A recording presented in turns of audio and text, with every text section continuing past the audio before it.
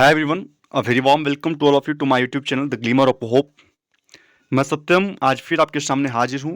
The Hindu का एक editorial लेके, जिस पे हम लोग कुछ डिस्कशन करेंगे।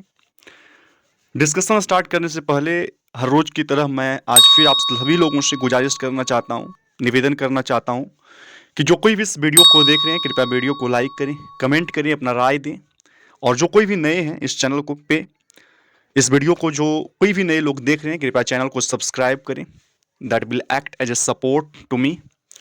सो I can impart better knowledge to all of you. आइए हम अब समय बिना गवाए हुए आज इस एडिटोरियल की ओर अग्रसर करते हैं। और सबसे पहले हम लोग टाइटल को देखेंगे। जब टाइटल को देखते हैं तो टाइटल में लिखा हुआ है कि टाइज विथ तालिबान, तालिबान के संबंध। हम लोग जानते हैं कि बहुत सारे देश जो हैं वो तालिबान से संबंध रखते हैं, चाहे वो डिप्लोमेटिक ही रिलेशन क्यों ना हो, बट बहुत सारे कंट्रीज जो हैं जो वो उनका जो संबंध है वो तालिबान से है। और पार्टिकुलरली इस आर्टिकल में हम भारत के कॉन्टेक्स्ट से देखेंगे, भारत के प्रिटेक्स्ट से देखेंगे कि भारत का जो संबंध है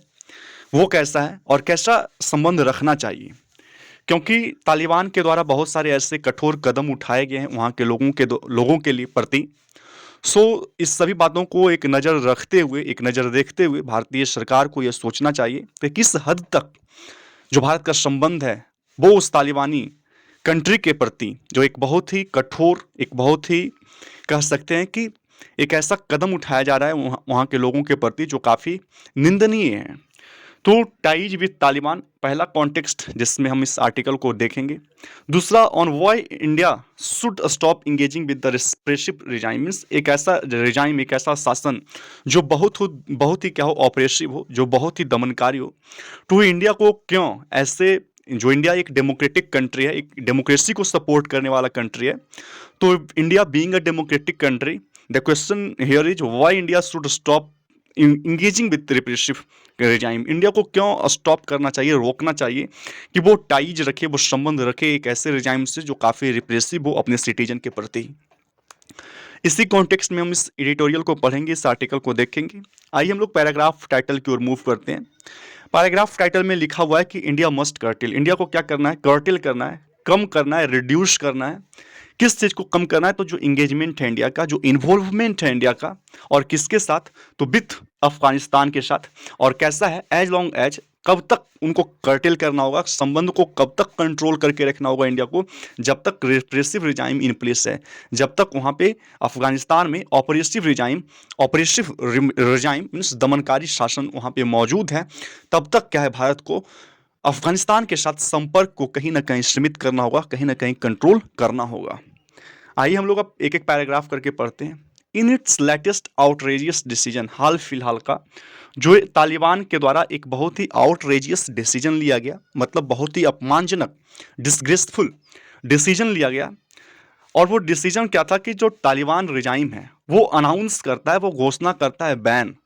एक बैन को घोषणा करता है। और किस चीज़ पे बैन लगाता है, तो फीमेल स्टूडेंट्स पे, जो महिला स्टूडेंट्स होती है उन स्टूडेंट्स पे रोक लगाता है, बैन लगाता है स्टडिंग इन यूनिवर्सिटीज, है ना, जो यूनिवर्सिटीज में स्टडी कर रहे होते हैं। द कैबिनेट मीटिंग डिसीजन, जो कैबिनेट के द्वारा मीटिंग में डिसीजन लिया गया, is one in a series, बहुत सारे से श्रृंखला है, बहुत सारे से डिसीजंस निकले हैं, तो उन्हीं कुछ श्रृंखलाओं में से एक है दैट वाइप्स आउट, जो क्या करता है, इरेडिकेट करता है। इस ये जो डिसीजन है कहीं ना कहीं इरेडिकेट करता है, वाइप आउट करता है, मिटा के रख देता है मेनी सोसाइटल गेन्स, बहुत सारे जो सामाजिक स्तर पे जो गेन हो सकते थे, सामाजिक स्तर पे जो लाभ हो सकते थे, वो सारे लाभ को कहीं ना कहीं ये जो डिसीजन है वो क्या करता है, वाइप आउट कर देता है। सिंस 2001 से, जब पहली बार द लास्ट टाइम जब तालिबान पावर में थी, उस समय से बहुत सारे ऐसे डिसीजंस लिए गए उनके द्वारा, है ना, वो इस सीरीज ऑफ डिसीजंस लिए गए। तो उन्हीं कुछ डिसीजंस में एक डिसीजन ये जो है वो कहीं ना कहीं जो सोसाइटल गेन्स हो सकते थे, तो उस सोसाइटल गेन्स को कहीं ना कहीं मिटा के रख देता है ये डिसीजन उनका।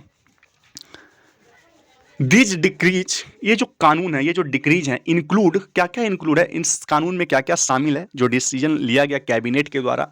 तो उस डिसीजंस में शामिल है banning Afghan school girls from studying above grade 6, छठवीं क्लास से ऊपर पढ़ने के लिए जो स्कूल गर्ल्स हैं अफगान के, उनको मना किया गया। जॉब रिस्ट्रिक्शंस है ना, and ban on women at gyms, जो बैन है किस पे, वीमेन को वो जिम नहीं जा सकते हैं, पब्लिक पार्क नहीं इंजॉय कर सकते हैं, एंटरटेन नहीं कर सकते हैं विथ पब्लिक फ्लॉगिंग्स। और उनको क्या किया जाएगा, ऐसी महिलाएं जो बिना पुरुष के रिश्तेदार है ना, जो पुरुष के बिना ट्रैवल कर रहे होते हैं, उनको पब्लिकली फ्लॉगिंग किया जाएगा, उनको पब्लिकली पीटा जाएगा विदाउट मेल रिलेटिव्स चैंपियनिंग देम। कोई भी महिला अगर पुरुष रिलेटिव के बिना ट्रैवल करते हैं तो उनको कहीं ना कहीं पब्लिकली यानी कि सार्वजनिक तौर पे उनकी पिटाई होगी। कुछ इस तरह के नियम कानून को इम्प्लीमेंट किया गया है। जो ऑपरेसिव रिजाइम की बात की जा रही है, तालिबान की बात की जा रही है, तो वहीं के कैबिनेट के द्वारा कुछ इस तरह के रिजाइम्स जो बहुत ही कठोर है, तो ऐसे रिजाइम्स को लागू किया गया है। इन इफेक्ट वास्तव में अगर देखा जाए, रिजाइम दैट इज ग्रोइंग क्रूएलर, एक ऐसा शासन जो बहुत ही क्रूर होता जा रहा है, एंड लेस रेशनल, और बहुत ही अतार्किक होता जा रहा है। कोई भी तर्क को, बिना तर्क को नज़र में लाए हुए, तर्क को नज़रअंदाज करते हुए, बहुत कम तार्किक होते हुए,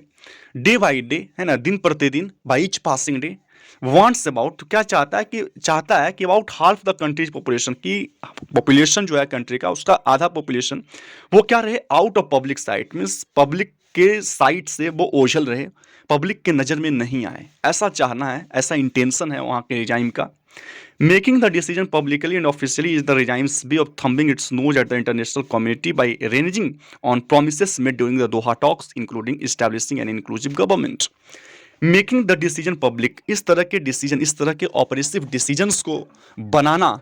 और पब्लिकली और ऑफिशियली है ना, इस तरह के कुछ डिसीजंस को लेना पब्लिकली सार्वजनिक तौर पे और ऑफिशियली, इज द रिजाइम्स वे, ये क्या है, इस सत्ता का, इस शासन का तरीका है, ऑफ थम्बिंग इट्स नोज, है ना। थम्बिंग इट्स नोज मतलब क्या हुआ कि showing a lack of respect, है ना,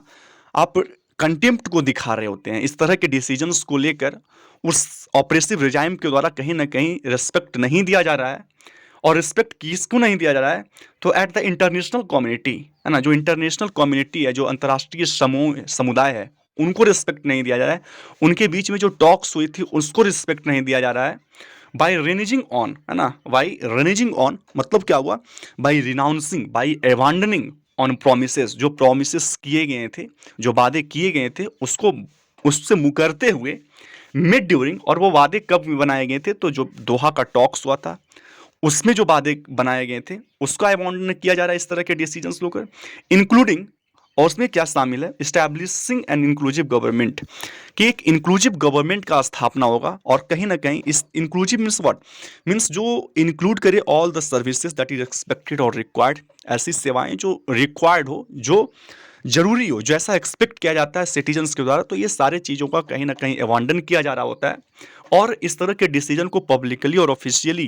तालिबान जो एक ऑपरेसिव रिजाइम है उनके द्वारा बनाना, ऑफिशियली इम्प्लीमेंट करना, पब्लिकली इम्प्लीमेंट करना, कहीं ना कहीं इंटरनेशनल जो कम्युनिटी है, जो दोहा टॉक्स है, उस सभी का क्या हो रहा है, उसका अबांडन हो रहा है, उसका रिस्पेक्ट नहीं किया जा रहा है।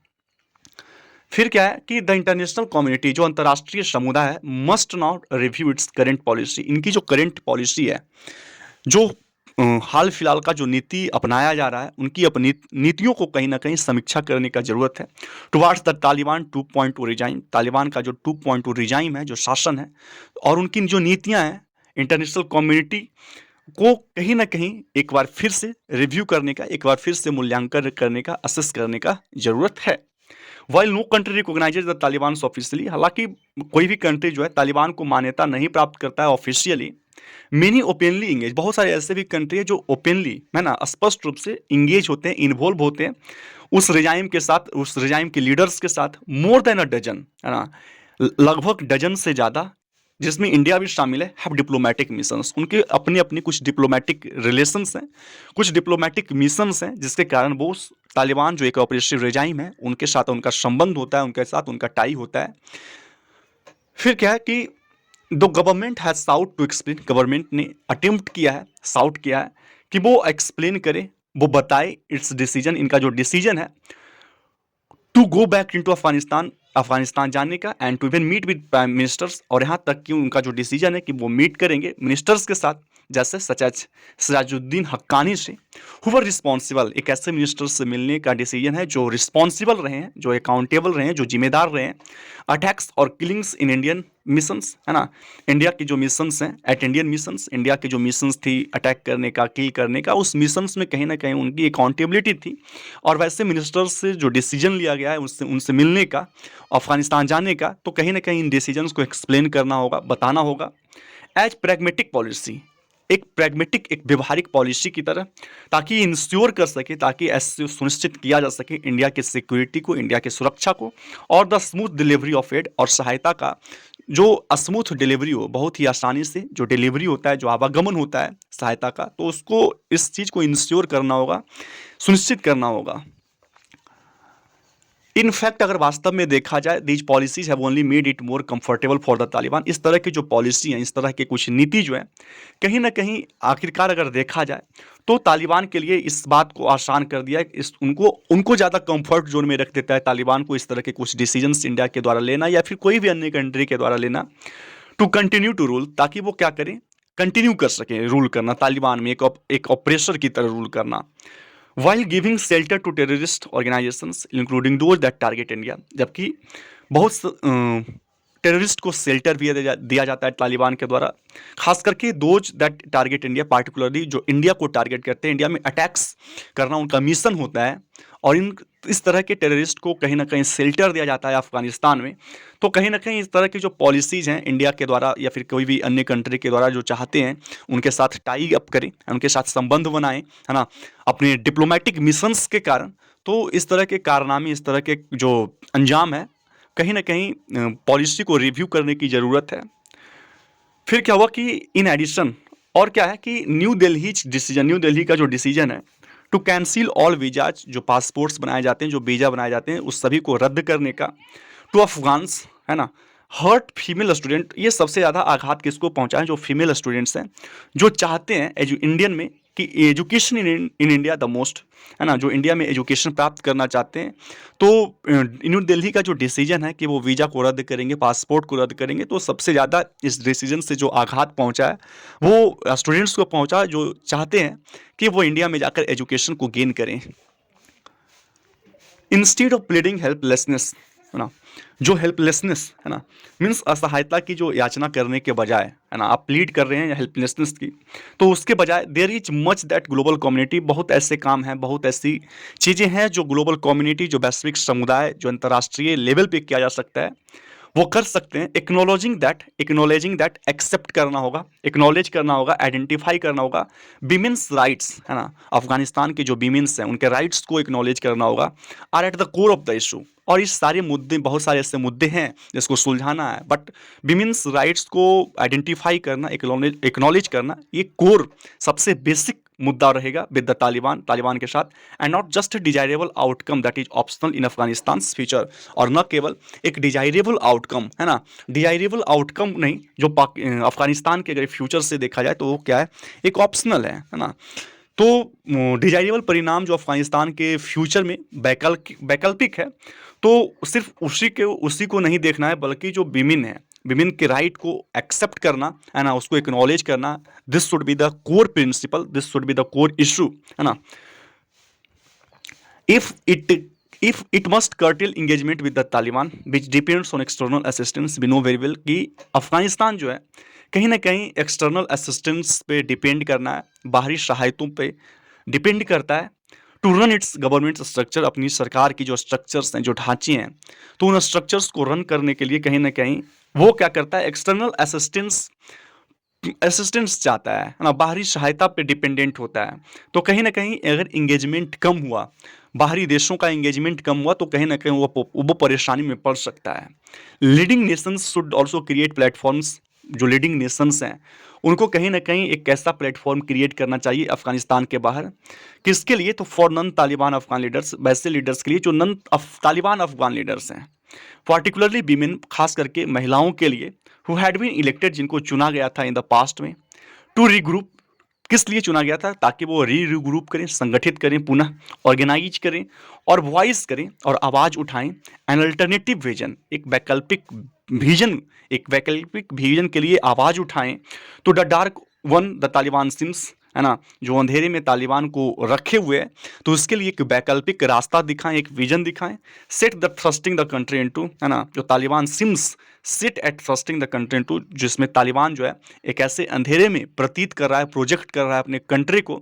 ऐसा प्रतीत होता है। तो उस कंट्री को एक ऐसे दिशा में प्रोजेक्ट करना जो अंधेरे में हो, है ना, जो जहाँ जहाँ का मिशन जो है वो अंधेरा में ले जाने का है। तो उस अंधेरे से बाहर लाने के लिए कुछ महिलाओं को, कुछ लीडर्स को एक ऐसे प्लेटफॉर्म देना चाहिए जिससे वो रीऑर्गेनाइज कर सकें, रीग्रुप कर सकें और वॉइस कर सकें एक अल्टरनेटिव विजन के लिए। India as a regional leader, India का क्या जरूरत है कि रोल जो है एक रीजनल लीडर होने के कारण, एक क्षेत्रीय नेता होने के कारण, must review it's hands of approach. India के द्वारा जो हैंड्स ऑफ अप्रोच मतलब कि इंटरफियर नहीं करना है, तो इस तरह के कुछ जो अप्रोच है इसको एसेस करना चाहिए।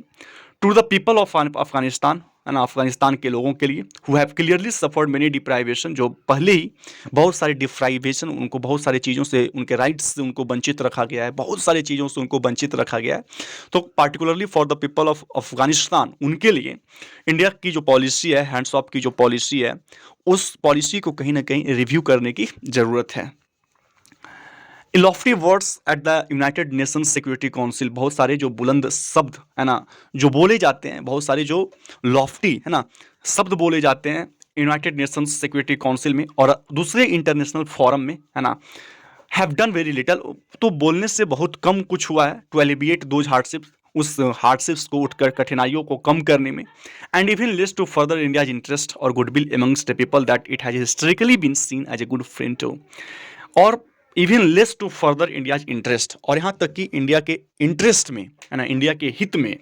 बहुत कम हुआ है। और गुडविल एमंगस्ट पीपल, लोगों में जो गुडविल है, तो उस गुडविल को अगर देखा जाए, दैट हैज हिस्टोरिकली बीन, जो ऐतिहासिक रूप से अगर देखा जाए तो एक बहुत अच्छे दोस्त रहे हैं। सो लॉफ्टी वर्ड्स और यूनाइटेड नेशंस में जो कहे जाते हैं इंटरनेशनल फोरा पर, इंटरनेशनल फोरम पे, वो बहुत कम किया है, उसका जो योगदान है वो बहुत लिटल है उस सभी हार्डशिप्स को एलिविएट करने में, उस सभी हार्डशिप्स को रिड्यूस करने में। एंड इवन लेस, और यहाँ तक कि बहुत कम हुआ है, to further India's interest, India के हितों को फर्दर करने में, बढ़ाने में।